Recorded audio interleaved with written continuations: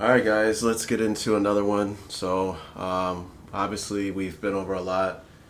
Again, you know what that is. That's the toolbox, and we are dealing with the different things we can utilize to play against bunch. We've went over box. You guys know about bingo. We went over traffic. You guys know about lock and levels. And the last video we went over the sort, and now we want to get into cluster. And I have it in red because I was assuming that there's just no way that you could simulate this coverage, but we actually can. So if you remember in sort, what we did in sort is you just call cover 9, and I noticed when we played cover 9 that the apex defender actually did match, he did cut the final 2 on a lot of different route combinations. So with that in mind, now all we have to do is take over the money bagger here and just cut the final number 3, right? And then we are simulating the coverage to the best of our ability. And also, as we see on the clip here, because we are matching the final 3, then this safety here in the game, they have them poaching over the deep middle of the field, but we can make them do other things for the weak side of the defense because we are actually matching the final 3 and we don't need him to poach over. So that's what we went over in the previous video on the sort check. And here's a diagram and from the Georgia Bulldogs or whatever. And you see top, you have box, then you have bingo, and then they have clamp. I think clamp is just another name for sort. Pretty much the same defensive concept against bunch. And we're going to go over what we see here at the bottom is cluster. Okay, so when I was looking at this, here we see cluster. It struck me as odd, you know, because it's definitely a split field type of defense. Okay, but then it hit me. I was thinking that's why I have it. If you look at the toolbox, I have it under the cover 2 family. I really do think that this is a trap coverage, like a trap cover 2 blitz. All right, and this is the responsibilities for it. And the reason why I thought that is because the names, trap flat, trap hook, and then you have a trap hook 3.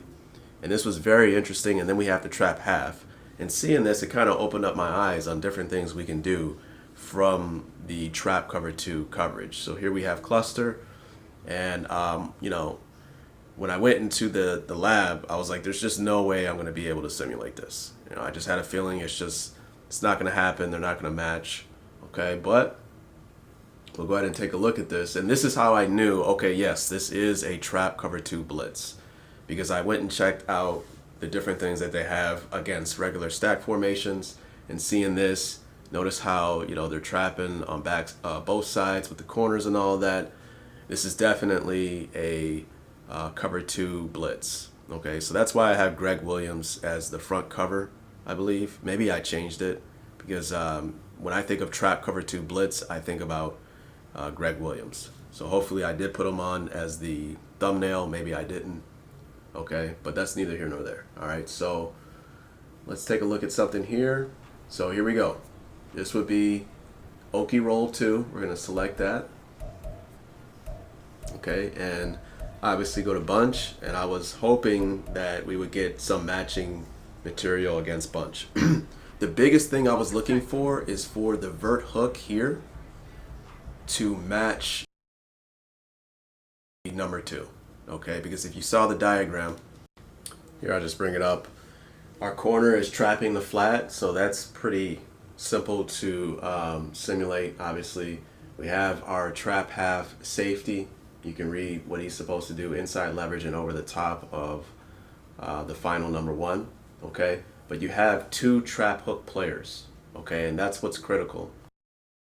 So what we want is we want that inside trap hook player to take the high of the final of the 2 and the 3, and the trap hook 3 is actually aligned on the weak side of the defense, of the offense, and he's going to travel over and take the low of the final 2 and 3. Okay, so, you know, to make it simple, my idea was, okay, hey, look, trap hook 2, you just match the final number 2, and trap hook 3, we just match the final number 3. All right, and I was hoping we can simulate this because now we can try to develop a pressure package with this concept. So these are two hook players. Both are trap hook players. We need this guy to match the vertical of the number 2, or to cut the number 2, I guess you can say.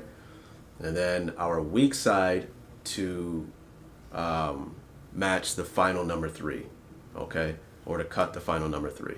So right away, I just knew there's no way that this guy is going to match the final of the number 3 from the bunch side, but I was hoping that the vert hook on the strong side would match the final number 2, because then we could just user the weak side vert hook and make it work, right? So I kid you not, I went into the practice field and I tried it, and of course, nothing worked. And this was the day before I tried it again the next day. I was flirting around with a 2 match with like a creeper, but we're gonna see I'm not supposed to do that, right? So I tried it and watched the vert hook over there.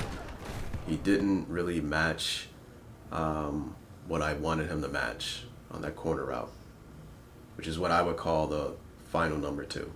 And obviously the weak side hook drifts off into space. So I'm like, okay, this is just not gonna, this is gonna be a check that there's just no way we can simulate it, okay? But lo and behold, the next day, so I don't know if maybe I didn't turn match on. I don't know if I did something wrong. The next day I went and I'm like, hey, let me try cover 2 invert. Maybe I can get something going.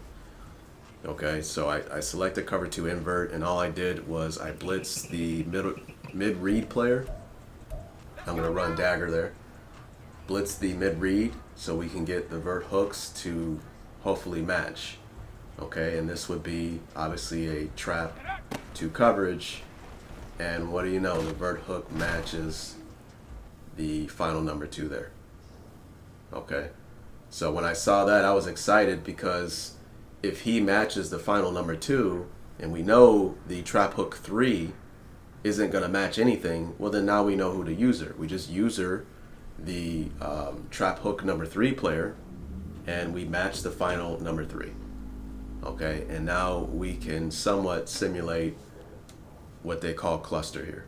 Basically, it's just a cover 2 with a blitz, and obviously they're playing trap rules and things of that nature. So all we do is we make sure we don't have a mid-read, so we create a blitz from him, and we just user the trap hook number 3 from that diagram. That would be the weak side vertical hook player.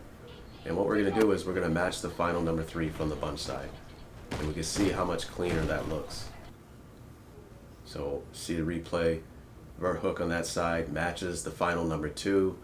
Our soft squat player on that side matches the number 1 vertical. So it looks clean, right? Now don't worry about the backside. I'm gonna show you what to do on the backside, because we're playing against a bunch with the reduced split here. And I'll show you a really cool little nugget when it comes to that. So it's not perfect. I would say maybe about 85% of the time he matches the final number 2, because he didn't in that play. But as you see here, it's definitely coded in the game. Even from bunch, he will match when they get vertical routes on that side. He'll match for the final number 2. So, forgot what I did here. So obviously we should have match principles. What you gotta make sure you don't have a middle read, but basically you want to pick a cover 2 with a blitz, you know, a trap cover 2 blitz. So I just picked different plays to see how it would play out, and notice how he actually matched the final number 3 there, the vert hook from the strong side. And I think that has something to do with sometimes with the routes coming under. You see how the underneath whip route went behind the LOS first, and it messes it up, right? So that's rare. So all you have to do is pick any cover 2 with the blitz. So I went to a triple formation from the Ravens book, and I knew that, hey, we should get the same concept. We just take the trap hook from the weak side. We're going to match the final number 3, and you see what I did on that weak side. I manned up the corner on the wide receiver and a safety on the back, and look what happens when the back blocks. The safety now plays deep middle.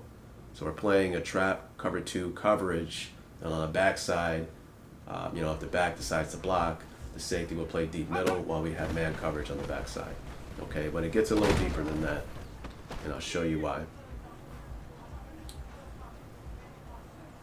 So here I think I was just trying different things because I wanted to make it more consistent with the vert hook on that side matching the final number 2.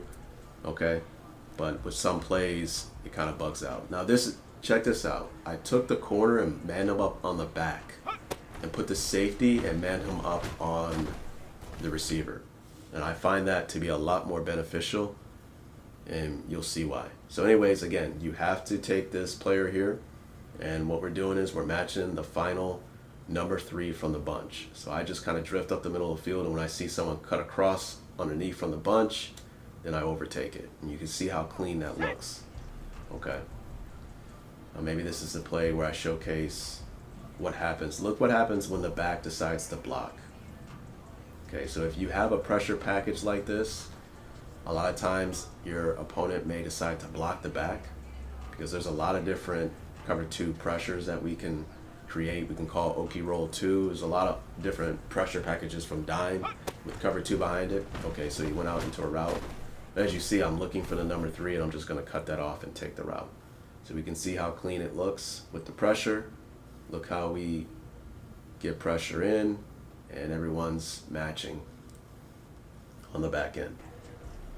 Hopefully this is the one where the back blocks, and he does. And look what happens. The corner who was manned up on the back, because the back decides to block, he will then double the receiver on that side, right? While we are matching from the front side with our cover 2 pressure. So I thought that was really cool. So I don't want you to think that it plays exactly the way it's supposed to, because on the backside, obviously they do different things in real life and how they match and things of that nature. So a lot of times I just man up the backside. Okay, but here's an example. I ran it in game, so we know we got to take the weak side vert hook and match the final number 3. So I'm running it against bunch. I'm climbing over for the number 3. I see the number 3 and I take him, and what's the problem there? Well, it's good that our corner on the outside actually ran upfield with the number 1, but again, the vert hook did not match the final number 2, right? So imagine if he does match that final number 2 on a consistent basis. We could see how really good, making a pressure like this can be, right? But, hey, this is something you can throw in your bag. Here's another play, and this time he does match it, right? Notice that? So maybe I'll replay it again. But something about 3 verts from the bunch just really screws things up, because cover 9 last year played 3 verts from the bunch better than any other coverage. And then this year the vert hook just does not match when they run 3 verts, right? So I think that was a problem in the last play. But as you see here, look how it plays out. He matches the final number 2. It plays out perfectly. So my guy had nowhere to go on that. So what I like about this, again, you guys have heard me say this, whenever you deal with a particular formation, you want to have more than, one thing that you play against it, right? So when you play against bunch, you want to have more than just box, right? You want to have at least 3 different things you can do to it. But one thing that you have to have, I think it's necessary against any type of formation, is you got to have a pressure package available, okay? Because if I come out in bunch and I know you never blitz it ever, then that is an advantage for my offense, okay? So this is one of the things you can utilize, trap cover 2 blitzes, knowing that you can get some matching principles going to add to your toolbox to deal with bunch. But now we have a pressure package with match behind it, okay? And, I don't know why I never thought of it, because I always thought of the weak side of the offense where we have our vert hook on that side. I never thought to take him and match the vertical of the 3 from the strong side. Whenever I thought about poaching a defender from the weak side to the strong side, I'm always thinking about the safety. Like I think Vic Fangio calls it tricks. They have different terms in different coaching trees, but I've never thought to poach the weak side second level defender, like a linebacker, over to match the vertical of number 3. And I see that's what cover 2 blitzing with the trap hook on that side, that's how you're able to kind of make this defense kind of match pretty well, okay? So you got to use that guy, you got to match the 3 from the strong side, and now you can kind of dig into your playbooks, look for like the cover 2 blitzes, and then now we can try to manipulate the offensive line protection. Maybe we can mug a gap with our hook player get the line to slide to us while we have a blitz coming from the strong side, and at the snap of the ball, we get vertical to look for the 3 from the bunch, right? So I'll leave it at that. I wanted to get into Zorro and Zebra. Shout out to KB. He asked, how would I simulate Zorro? And I don't know yet. I only said that I think I can simulate it just by looking at the sheet that I put up for you guys. I really don't know how I'll do it, but I think that's something I'll lab up pretty soon. But yeah, if you know how to do the zebra check, that would be amazing. Okay, because I'm looking at it, I don't see how we can do it, but maybe you guys can. All right, so definitely appreciate the support. Hope you guys keep coming back more. Peace.